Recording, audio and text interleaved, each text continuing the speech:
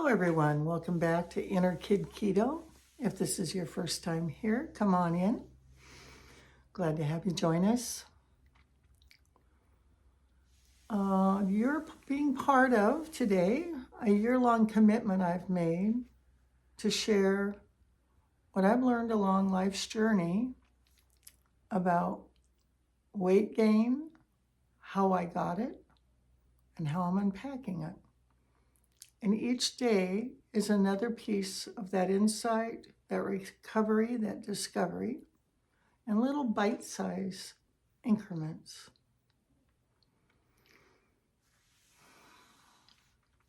I want you to know that I've been on the keto food plan since late November 2024, and I'm filming this in February 2025. In that period of time, I've lost more than 39 pounds with the keto food plan.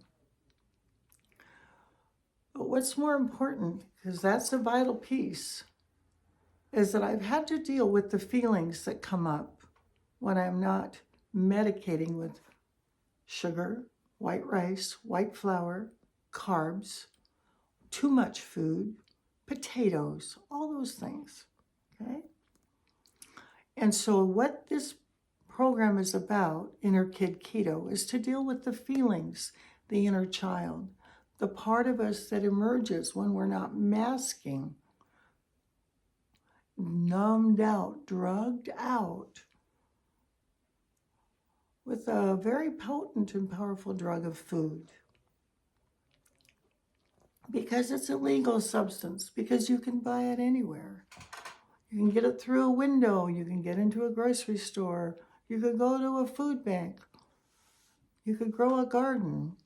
Food is all around. Now, I'm going to admit that when I was a little kid, there was times when there wasn't food all around. I had a self-employed dad back in the 50s who was himself the child of wounded people, multi-generations. And so sometimes our food was inconsistent. And that's part of my backstory and part of how I got this way, how I gained 50, 60 pounds I didn't need. Okay? We all have backstories. I talked to one of my neighbors one time about my food insecurity as a child. And he shared that he used to hide potatoes, raw potatoes, under his mattress, that he could eat them in the night because he went to bed hungry. I never did that. Clever. Take a breath on that. That might be triggering for some of you. Not everyone here today came from a consistent, fully stocked refrigerator all their childhood. Raise your hand if you didn't. For most of my teens, we would open the refrigerator and there would be a tray of ice, half a jar of ketchup, some wilted celery, maybe a couple of eggs. That was common. For dinner in my teens, I made popcorn and my brother made coffee. That was our dinner for years. And popcorn, we didn't have real butter. We would have one tiny pat of margarine over the whole batch. Fortunately, I was blessed to be able to be one of those lunch girls where I could get a free lunch in exchange for dishing up food in the cafeteria. My sister did too. But they didn't let boys do that in the 60s. That wasn't considered a good occupation for boys. So my sister and I had free lunches. My brother didn't. Fortunately, he got a paper route and pretty much ruined his teeth on candy bars and pop because that's what he could buy, or that's what he found to buy. I don't mean to push your buttons, but most of us, if we're sitting here today with a food issue, we are loaded with buttons. I did a painting a while back that kind of shows that energy. It's like myself as an inner child, and lots of hot spots, pink spots, wounded spots, and almost an aura like pig pen.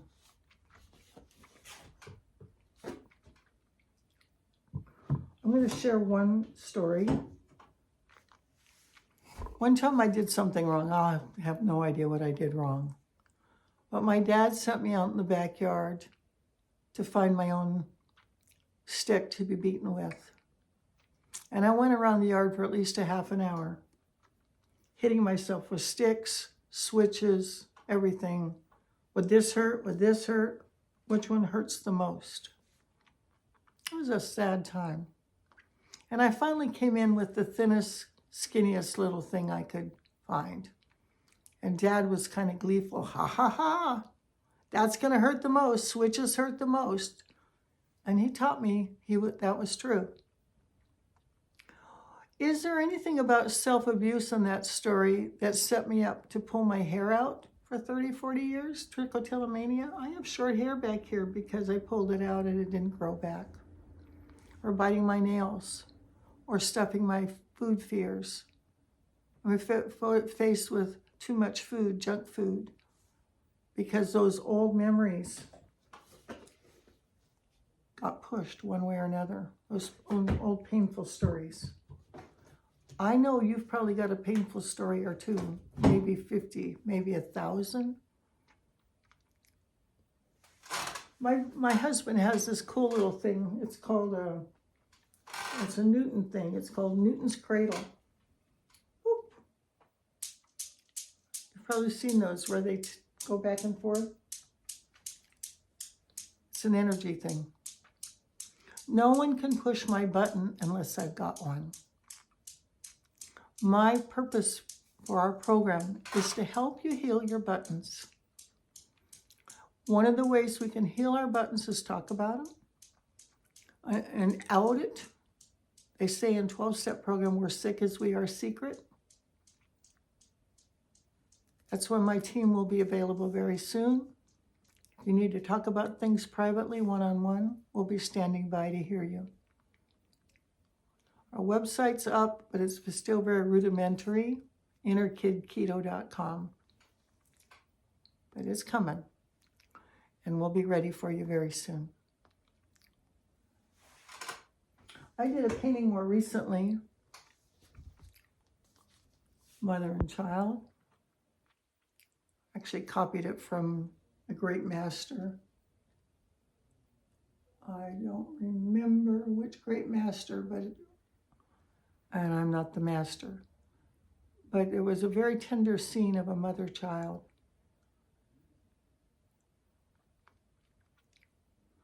Let's do something for our own inner child right now.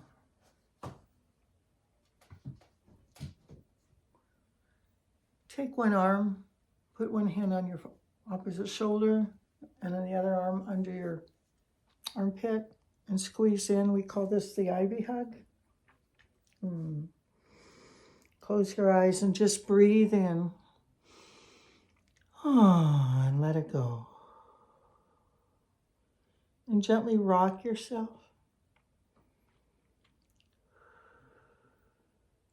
Yes, I call it the Ivy hug because Ivy taught it to me.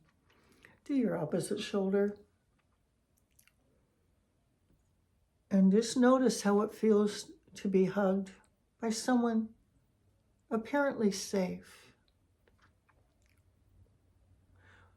Notice if you do feel safe to yourself. If you've had suicidal ideation, you may not be feeling safe. What about that? I want this to be a safe place to fall. I want our little group, our community, to be a place where you can go, I'm understood here, I'm heard here, and it's safe to learn to love myself here. That's what I want for you. That's my goal for our time together. And that's one of the reasons I'm committing to 7 days a week for a year, so that every single day there's a new message that I'm showing up for you and for me every single day, that I'm making a commitment to you to myself, to us, to recovery. 7 days a week, 365 days. Today is 29. Now over here, if you've never met her, is little Linda. She represents my inner child. And I put this little thing around her neck this morning. It's like a little towel, but it's little pieces that wiggle and jiggle. And the reason I did that is because I wanted to illustrate the concept. No one can push my button unless I've got one. If one thing moves, something else moves. Like the Newton thing. One thing moves, something else moves. If someone in my life says something to hurt me or trigger me, I need a plan other than stuffing my face with food or drugs or alcohol or hating myself, giving myself negative self-talk, or biting my nails or pulling my hair or acting out. By the way, that pulling your hair out is called trichotillomania, and I actually have a YouTube video on that I did many years ago. You could look that up if that's something that's part of your life. I had some healing and recovery from that. It doesn't own me anymore, thank God. Anyhow, you also may have sensory processing disorder. I'm a very sensitive person, and I learned about sensory processing disorder. It's kind of like being neurodivergent, kind of like being autistic, but it's more about touch and feel and everything. And there's a book on sensory processing disorder, and they recommended getting a surgical brush. This is a real soft little brush, and rubbing your skin with it. I found a surgical brush on Amazon. You might want to get yourself one. And in the book, they talk about mothers doing this for their children and making an X on their bare back with this brush. Somehow that seems to calm the nervous system. Since I don't know how far this video will go or who will see it, I like to mention related things, because if even one person's helped, it's good to know. A lot of autistic people are hypersensitive, have sensory processing disorder. And the book on sensory processing disorder encouraged giving your child a cubby, like create them a space in the closet, put pillows down in the dark, maybe headphones, soft textures, where they can just go in and regroup and be like a little cave to get away from the world. And I made myself one of those things a few years back, and I can't tell you how comforting it was to go inside and detach from all of the stresses and pressures of life. Those of us who are so sensitive that we may overeat when our buttons are pushed, maybe you don't have to have sensory processing disorder to create yourself a little cubby. They actually talked in the book about a family where everybody had a cubby. Everybody went into that space when they were vulnerable. We are more animal-like sometimes than angelic. Animals will hide out too. And as long as I'm on the topic of neurodivergent, if you've never seen the movie Temple Grandin, highly recommended. Temple Grandin is a biopic about a woman who completely revamped the whole slaughterhouse industry based on her understanding of hypersensitivity and cows. And you'll see something about the squeeze machine, which is relating in some ways to this Ivy hug. And it seems on this topic, they want me to keep talking about it, they meaning my spirit guides, and to mention a weighted blanket. A lot of children who have autism like to wear heavy coats, like a leather coat. If you see a kid wearing leather coat year-round, because the weight of the jacket can calm their nervous system. You might experiment with some of these things, even if you don't think you have those tendencies. And if you find that they calm you, good. Whether my cat or dog lay on me and the weight of their body, or even holding a baby, all of those things can relate to calming us. Okay, got this itchy nose. This mother holding this child is probably being calmed.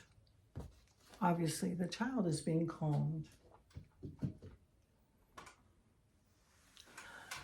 Since I brought up the cow thing, I have to give you a couple of light topics. I'm an NPR listener. I've loved NPR for years. And one day I heard this story on NPR. I think it was one of those Saturday morning talk shows.